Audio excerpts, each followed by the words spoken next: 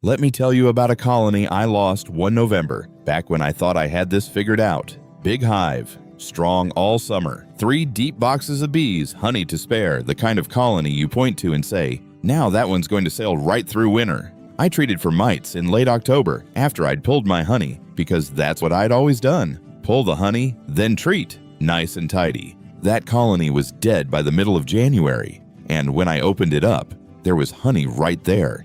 Inches from the cluster. They didn't starve. They didn't freeze. They just dwindled.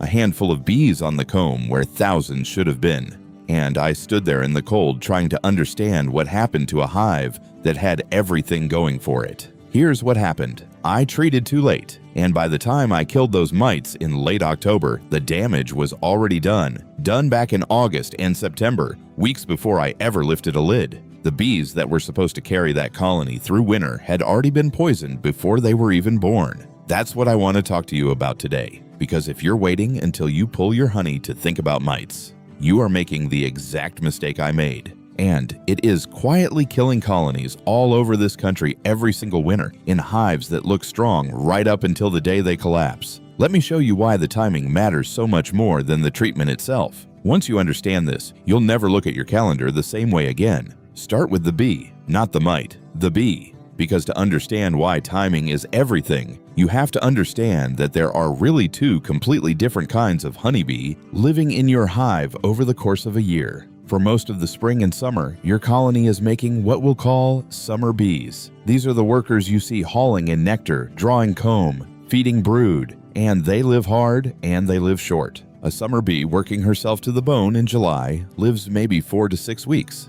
That's it. She wears her wings ragged and she's gone. But it doesn't matter, because the queen is laying 1,000, 2,000 eggs a day behind her, and there's always another wave coming. But then as the days get shorter and the nights get cool, something changes inside that hive. The colony stops making summer bees and starts making a completely different animal. We call them winter bees. The proper term is diudinous bees. It means long-lived. And that's exactly what they are. A winter bee doesn't live 6 weeks. A winter bee lives 4, 5, even 6 months. She is built different from the ground up. Her body is packed with fat stored in a special tissue in her abdomen. Beekeepers call it the fat body. And it works something like a bear's fat before hibernation. It's loaded with proteins, with a substance called vitellogenin that keeps her immune system strong and her body from wearing out. These winter bees are the ones who huddle together in the cluster, shiver their flight muscles to make heat, and keep the queen alive through the long, dark months until the first pollen comes back in spring. Here's the part I need you to really sit with. The entire survival of your colony through winter rests on the bodies of bees that are made in a narrow window, roughly late August through October, depending on where you live. That's it. That's the whole game. The health of those specific bees, the ones born in that window, decides whether your hive lives or dies 4 months later. And that is exactly when the Varroa mite does its worst damage. Now let me tell you what that mite actually is and what it actually does, because this is where the thumbnail promise comes in, and I want to show it to you up close. Varroa destructor. Even the name tells you what she's here to do. She's a mite, an external parasite, about the size of a pinhead. Flat and reddish-brown, shaped a little like a tiny crab or a sesame seed with legs. And when she attaches to a honeybee, she doesn't do it gently. Picture a tick on a dog, but scaled up so it's the size of a dinner plate riding on your back. That's the size of this thing relative to the bee. It is an enormous parasite for the animal it feeds on. For years, beekeepers were taught that Varroa feeds on the bee's blood, the hemolymph. That's what I was told for decades. But the research changed. Work by Dr. Samuel Ramsey, published in 2019, showed something important. The Varroa mite is not primarily drinking blood at all. She's feeding on the fat body, that very same fat body tissue I just told you about, the organ that stores all the proteins and the vitellogenin that a winter bee needs to survive for 6 months. Do you see what that means? The mite is eating the exact tissue that winter's survival depends on. She's not just weakening the bee in some general way. She is consuming the specific fuel tank that a winter bee needs to make it to spring. And she does most of her feeding while that bee is still developing, sealed up in the brood cell where you can't see her. Here's how it works. The mother mite waits until a bee larva is just about to be capped over. Then she climbs down into the cell, hides in the larval food, and rides out the capping. Once she's sealed in there with that developing bee, she starts to feed, and she lays her own eggs. Her young hatch, they feed on the same bee pupa, they mature, and by the time that young bee chews her way out of the cell, she comes out already carrying mites, already damaged, already wearing the parasites on her body. That's the whole cycle, and it happens inside the cap where you never see it. That's why the mite fools so many good beekeepers. You look at your bees walking across the comb, and they look fine. You might see a mite here or there, maybe not even that. But the real war is happening under the cappings, in the brood, out of sight. And there's one more turn of the knife. Varroa doesn't just eat the bee, she's dirty. As she pierces that bee's body to feed, she injects viruses, the worst of them being deformed wing virus. You've seen it if you've kept bees long enough. Bees crawling around at the entrance with crumpled, useless wings, never able to fly. That's the visible tip of it. But the virus does far more damage inside the bee than you ever see on the outside. It shortens her life. It scrambles her ability to do her job. A winter bee that should live 6 months, carrying a load of virus, might live a few weeks. So put it all together. In late summer and early fall, your colony is trying to raise the most important bees of the entire year, the long-lived winter bees that have to survive for months. And that is the exact moment the mite population in your hive reaches its peak. The mites feed on those developing winter bees, eating the fat body they need to survive, and pumping them full of virus on the way out. The result is a bee that looks like a winter bee but isn't one. She can't live 6 months. She can barely live 6 weeks. Your cluster starts dying off in December when it should be holding strong into March. And by January, there aren't enough bees left to keep the cluster warm, and the whole thing collapses. Honey still in the box. That's exactly what I found in my dead hive that January. Not starvation, not cold. Poisoned winter bees made sick before they were born. Now here's why the timing of your treatment is everything, and why treating in late October, like I did, is treating the corpse instead of saving the patient. If your winter bees are being raised in September, then the mites have to be low in September, not October, not after you've pulled your honey. The bees developing right now, this week, in late summer, are the ones who have to be protected. If you wait until late fall to knock the mites down, you might kill every last mite in the hive, and it won't matter one bit because the winter bees are already made, already damaged. You cleaned the house after the fire. I want you to hear that clearly because it's the single most important thing in this whole video. You are not treating for the mites you can see today. You are treating to protect the bees that aren't born yet. The bees that will carry your colony to spring are being made in late summer, and they need to be raised in a low mite hive. That means your mite control has to happen before and during that window. Think late summer, August into early September for most of the country, not after. Let me give you the honest, practical version of what that looks like, step by step. First, you have to know your mite level. You cannot guess this. I don't care how long you've kept bees. You cannot look at a colony and know its mite load. I've been fooled, and so has every honest beekeeper I know. You have to measure. The standard measure is mites per 100 bees, and you get it by taking a sample of about 300 bees. That's roughly a half cup of bees, and doing either an alcohol wash or a sugar shake. The alcohol wash kills the sample, and I know that's hard for some folks, but it's the most accurate method there is. And it's 300 bees to save 50,000. The sugar shake doesn't kill them, but it's a little less reliable if you're not careful. Either way, you shake the mites loose, you count them, and you do the math. Take your sample from a frame of open brood in the center of the brood nest, but make absolutely sure your queen isn't on that frame first. That's where the mites concentrate, so that's where you get an honest number. A sample off the outer honey frames will lie to you and tell you everything's fine. Now, what number are you looking for? Here's where I'll be straight with you. The old rule of thumb people threw around for years was 3%, 3 mites per 100 bees. But the thinking has gotten more careful and more conservative, especially for this critical late summer window. Going into the winter bee rearing period, you want that count very low. Many extension services and researchers now point to something closer to 2%. And honestly, the lower the better heading into fall. Some of the best beekeepers I know aim for 1% or under in August. If you're sitting at 3, 4, 5% in late summer, you're already in trouble and you need to act now, not after the honey. Now.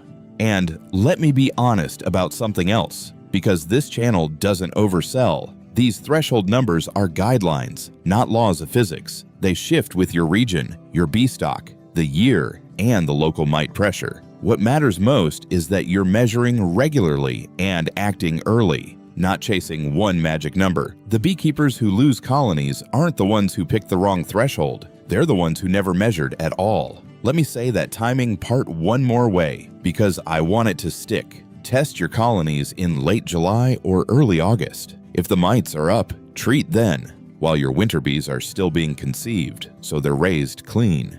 Then test again after treatment to make sure it worked, because treatments fail sometimes, and a treatment you didn't verify is just a hope. If you've ever opened a dead hive in spring and stood there not knowing what killed it, I've put together something that'll help, and it won't cost you a thing. It's called the Dead Out Autopsy Card. The 7 things a dead hive tells you in about 10 minutes, so you can read the clues in the comb and the cluster and know what actually happened. It's on the site linked below. No charge. Go grab it, keep it with your gear, and the next time you face a dead out, you'll know how to question it instead of just guessing. Now, let's talk about how you actually knock those mites down, because this is where people make the second big mistake: using the wrong treatment at the wrong temperature, or using nothing at all. You've got real options, and each has its place. I'll walk you through the honest strengths and weaknesses. Formic acid, sold as Formic Pro or Mite Away Quick Strips, is one of the few treatments that gets into the capped brood and kills mites where they hide. That's a big advantage, because remember, most of your mites are under the cappings. It also can be used with honey supers on in some cases, but formic acid is temperature sensitive and it's hard on the colony. Use it when it's too hot, up over the mid-80s, and you can kill brood, and sometimes even your queen. Read the label. Respect the temperature window. I've lost a queen to formic acid applied on too hot a day, and that's a lesson I only needed once. Oxalic acid is another good tool, gentle on the bees, cheap, effective, but here's its limit, and it's a big one.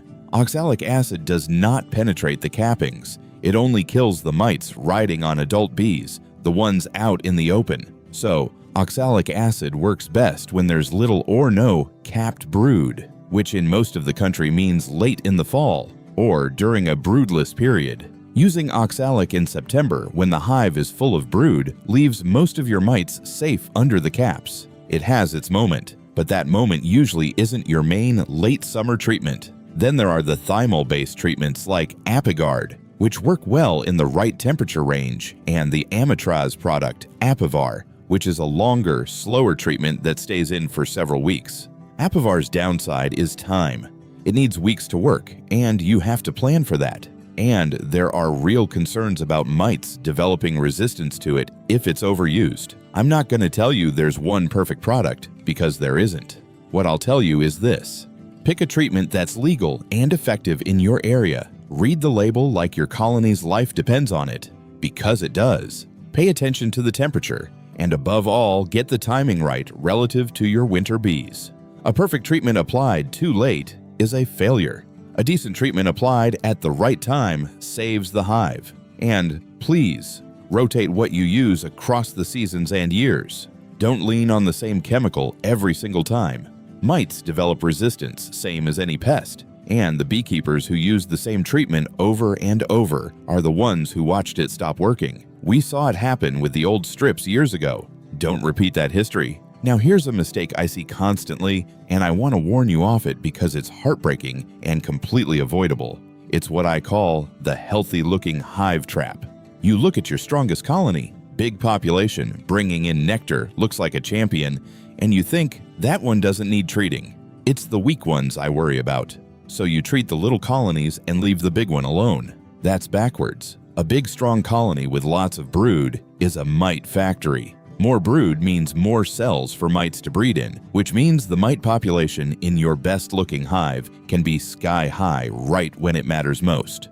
The strong hive isn't safe from mites. It's the most dangerous place for them to breed. So test it, same as all the others. Some of the worst dead-outs I've ever seen were the biggest, proudest hives in the yard, the ones I'd been bragging about in August. And here's another one, reinvasion. You can do everything right. Test, treat, get your mites down to nearly nothing, and then watch your count climb right back up in the fall. How? Robbing. When a mite-heavy colony somewhere nearby collapses, its bees drift and its honey gets robbed out by your healthy bees, and they carry the mites right home on their backs. This is why mites are, in a real sense, a neighborhood problem, not just a hive problem. It's another reason to keep testing even after you've treated. Don't assume the job's done. Verify it. So let me pull this all back together for you, because I want you to walk away knowing exactly what to do. Your colony's winter survival depends on a special kind of long-lived bee, the winter bee, raised in a narrow window in late summer and fall, whose whole body is built to store fat and last for months. The Varroa mite feeds on that very fat body, while the bee is still developing under the cappings, and it injects viruses that cripple her. So the bees that should last 6 months barely last 6 weeks, and it all happens out of sight, in a hive that looks strong right up until it quietly falls apart in the dead of winter. So the timing of your treatment is not a detail, it's the whole thing. You have to protect the winter bees before and while they're being made. That means testing in late July and August, and getting your mites down before that window closes, not after you pull your honey in October. Measure, don't guess, aim low going into fall. Treat with the right product for your temperature and your brood situation. Verify that it worked, and never trust the big proud hive to be clean just because it looks good. Get that right, and you change your winners. The dead out in January with honey still in the box, that stops being your story. Everything I just walked you through, the winter bee window, the testing, the treatment timing, is one chapter of the Beekeeper's Winter Almanac, the dated zoned plan that gets your hives to spring, with the current 2026 mite thresholds and every number sourced, so you know exactly what to do and when to do it for your part of the country. Link and QR are on the screen. I lost that colony because nobody told me the honey rule and the mite rule were fighting each other, and that the bees had already been hurt weeks before I lifted the lid. Now you know. Test early, treat in time, protect the bees that aren't born yet, because they're the ones who'll carry you to spring. Take care of those winter bees, and they'll take care of the whole colony. Subscribe and stick around. I've got more to show you, and there's always another season coming. I'll see you at the next one.